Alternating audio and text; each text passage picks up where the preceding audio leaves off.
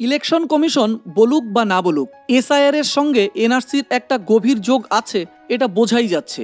অনেকেই ভাবছেন এসআইআর হলে একটা বিশেষ সম্প্রদায়ের মানুষের নাম হয়তো সবচেয়ে বেশি বাদ পড়বে, আর হিন্দু সম্প্রদায়ের মানুষদের কোনো টেনশন নেই, কারণ তারা সিএএ আইনে নাগরিকত্ব পেয়ে যাবেন। কিন্তু আজ পর্যন্ত কতজন এই আইনে নাগরিকত্ব পেয়েছে আপনি জানেন কি? এই রিপোর্ট অনুযায়ী 2024 সালের মে মাস পর্যন্ত মোট 25,000 মানুষ এই আইনে আবেদন করেছেন, কিন্তু মাত্র 300 জন নাগরিকত্ব পেয়েছেন। এবার আসামের হিসাবটা দেখি। আসামে এনআরসিতে মোট 19 লক্ষ মানুষের নাম বাদ পড়েছিল ফাইনাল ড্রাফট লিস্ট থেকে। এদের মধ্যে 5 লক্ষ বাঙালি হিন্দু, 2 লক্ষ অ্যাসামিজ হিন্দু ও 1.5 লক্ষ গোর্খা। আর 2024 সাল পর্যন্ত আসামে সিএএ আইনে নাগরিকত্ব পেয়েছেন মাত্র 2 জন। হ্যাঁ, এটা আমি বলছি না, এটা বলেছিলেন আসামের মুখ্যমন্ত্রী হিমন্ত বিশ্ব শর্মা। তাহলে বুঝতেই পারছেন, নাগরিকত্ব চাইলেই পেয়ে যাবেন এমন কোনো গ্যারান্টি নেই। ভালো হয় এসআইআরে আপনার নাম যেন কোনোভাবেই বাদ না পড়ে সেটা নিশ্চিত করা। একবার বাদ পড়ে গেলে কিন্তু বড় ঝামেলায় পড়ে যাবেন। নমস্কার বন্ধুরা, দ্য স্কিম নিউজ বাংলা চ্যানেলে আপনাকে স্বাগত। বন্ধুরা, আপনার ভোট দেওয়ার অধিকার এখন একটি নতুন পরীক্ষার মুখে। হ্যাঁ, পশ্চিমবঙ্গে ভোটার তালিকার বিশেষ নিবিড় সংশোধন বা এসআইআর আগামী 1 নভেম্বর থেকেই শুরু হচ্ছে। প্রথমে সহজে বুঝে নিই এসআইআর বা বিশেষ নিবিড় সংশোধন আসলে কি।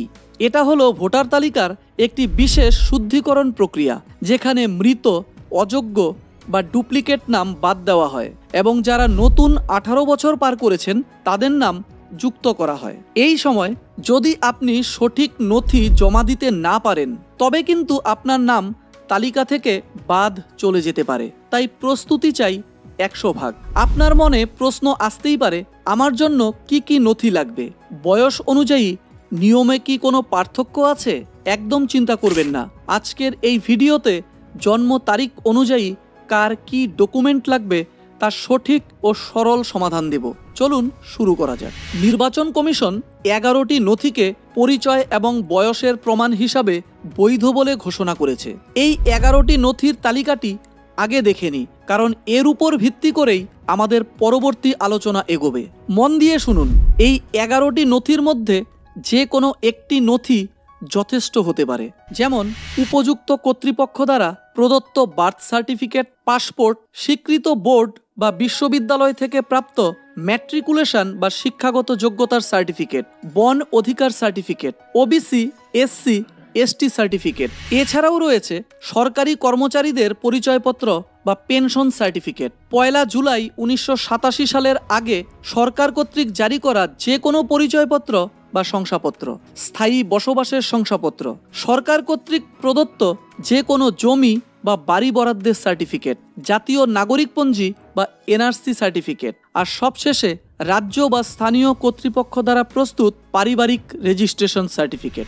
এই 11টির মধ্যে আপনার কাছে থাকা যে কোনো একটি নথি এই সংশোধনের জন্য কাজে আসবে। এবার আসি কাদের কি নথি লাগবে সেই আলোচনায়। আপনার জন্ম 1 জুলাই 1987 সালের আগে হলে, বা সহজ কথায় আপনি যদি প্রবীণ নাগরিক হন বা বহু বছর আগে থেকে ভোট দিয়ে আসছেন, তবে আপনার কাজটা সবচেয়ে সহজ। আপনাকে কেবলমাত্র একটি নথি জমা দিতে হবে, যা এই 11টির মধ্যে যে কোনো একটি হতে পারে। এছাড়াও আপনার নাম যদি 2002 সালের পশ্চিমবঙ্গের ভোটার তালিকায় থাকে, তাহলে সেই তালিকার একটি ফটোকপি অন্য কোনো নথির বদলে যথেষ্ট। আপনি 1 জুলাই 1987 থেকে 1 জানুয়ারি 2002 এর মধ্যে জন্মগ্রহণকারী হলে আপনাকে মোট 2টি নথি জমা দিতে হবে। 1, নিজের জন্য 11টি নথির মধ্যে একটি, আর 2, বাবা অথবা মায়ের 11টি নথির মধ্যে একটি। এছাড়াও যদি 2002 সালের ভোটার তালিকায় বাবা অথবা মায়ের নাম থাকে, তার একটি কপি দিলেও হবে। আর 1 জানুয়ারি 2002 এর পরে জন্মগ্রহণকারী হলে আপনাকে মোট 3টি নথি জমা দিতে হবে। নিজের জন্য 11টি নথির মধ্যে একটি, বাবার জন্য 11টি নথির মধ্যে একটি অথবা 2002 সালের ভোটার তালিকার কপি। 3, মায়ের জন্যও একই নিয়ম, 11টি নথির মধ্যে একটি অথবা 2002 সালের ভোটার তালিকার কপি।